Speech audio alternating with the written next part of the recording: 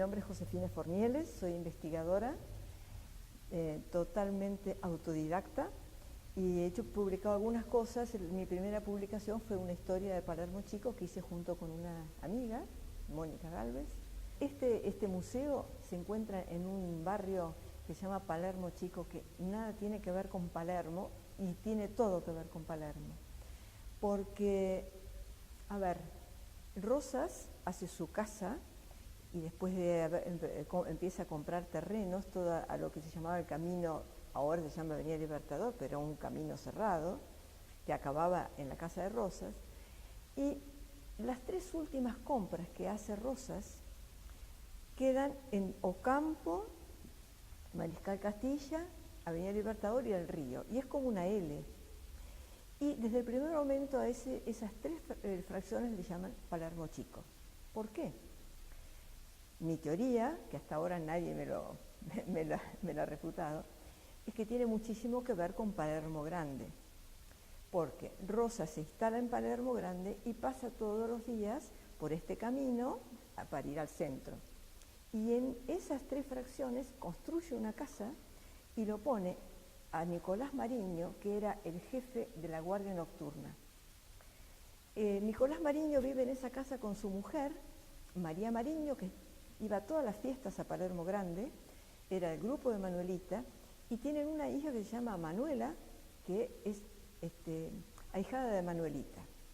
Entonces, hay mucha documentación en la Secretaría de Rosas, en la cual está, Rosas manda a decir que le digan a Nicolás Mariño tal cosa, y Nicolás Mariño va y viene, y recibe indicaciones de Rosas. Desde ese momento, esa casa se empieza a llamar Palermo Chico. De hecho, cuando Mariño muere, que se muere en el 50, 1850,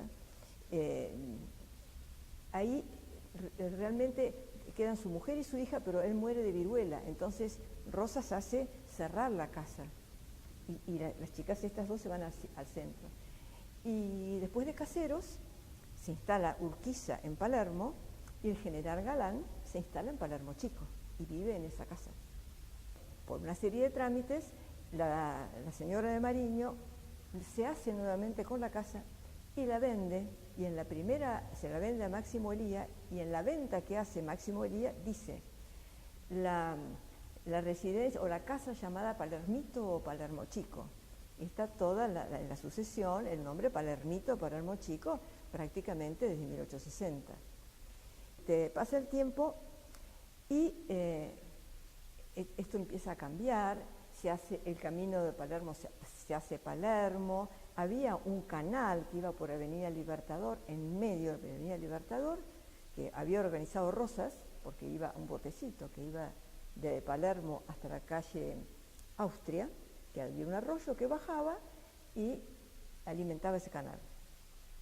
Bueno, pasan los años y entonces ocurre el centenario, y entonces cuando estamos festejando el centenario, los españoles que no tenían pabellón le piden al intendente Huiraldes que les dé esta fracción de Palermo Chico, esta fracción de acá, para poner el pabellón español. Y en esta fracción, digamos, entonces tenemos tres quintas: Palermo Chico, la quinta Castex, que es donde está esta casa, que era de la familia Castex, y después ya viene la quinta de un señor que se llamaba Vicente Costa, que era el dueño de la confitería del Aguilar, la viejísima confitería del Aguilar. Entonces, Castex presta parte de esta quinta junto con Palermo Chico para hacer el pabellón de los españoles.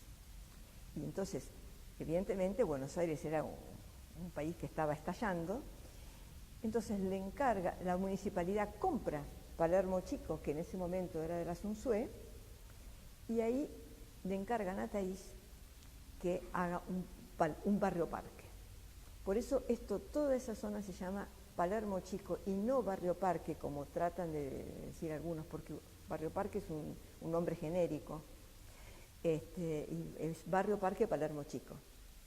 Entonces, el primer barrio parque Palermo Chico de Buenos Aires, de Argentina, es que se aprueba en 1911 y empieza a lotearse las primeras ventas en 1913.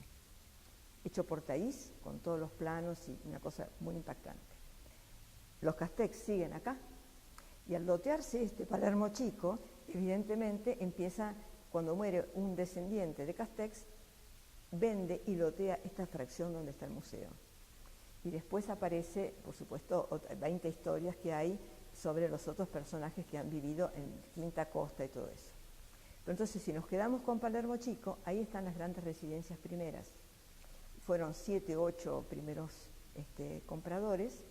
Tenían 2 años para terminar su casa y tenían una serie de restricciones muy grandes porque tuvieran jardines alrededor, las calles eran curvas, era obligación que tuvieran jardines, por eso se llama barrio parque.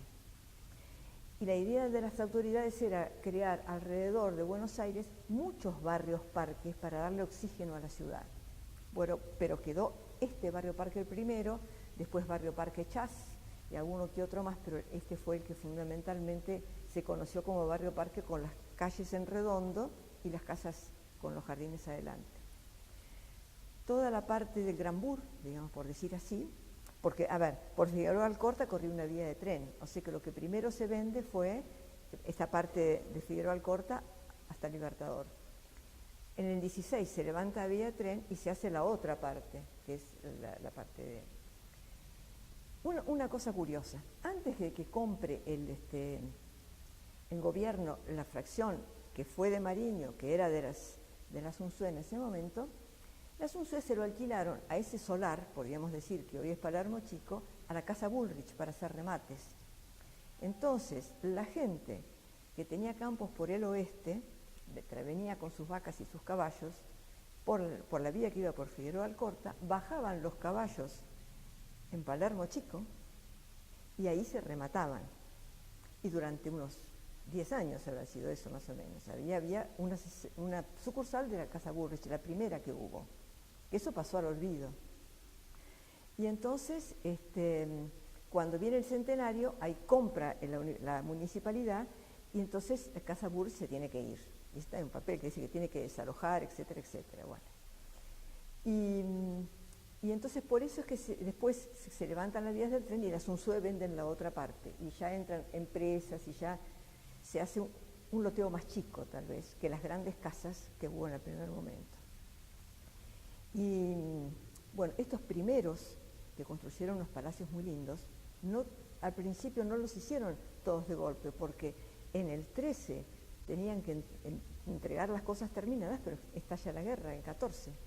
Entonces eso bloquea todo, la guerra en 14 bloquea toda inversión, y entonces el barrio como que se achica un poco el movimiento, y después de la guerra vuelve otra vez el boom y se vuelven a hacer otras reglamentaciones para darles más tiempo a esta gente. Y es curioso porque los que tenían casas importantes, como puede ser que yo considero que la primera es lo que es la Embajada de Polonia, que era de los Lanús, porque había un estudio de arquitectos Lanús y Arí, se quejan en el diario porque había muchas moscas y que había terrenos sin usar, y que entonces eran baldíos, entonces le decían los lunares negros del barrio, ¿no? Una cosa muy... Y después ya termina la guerra del 14 y evidentemente ahí empieza ya toda una gran inversión y una especie de competencia, y todos los materiales venían de Europa, y en ese interregno de las guerras el barrio crece maravillosamente bien, ¿no?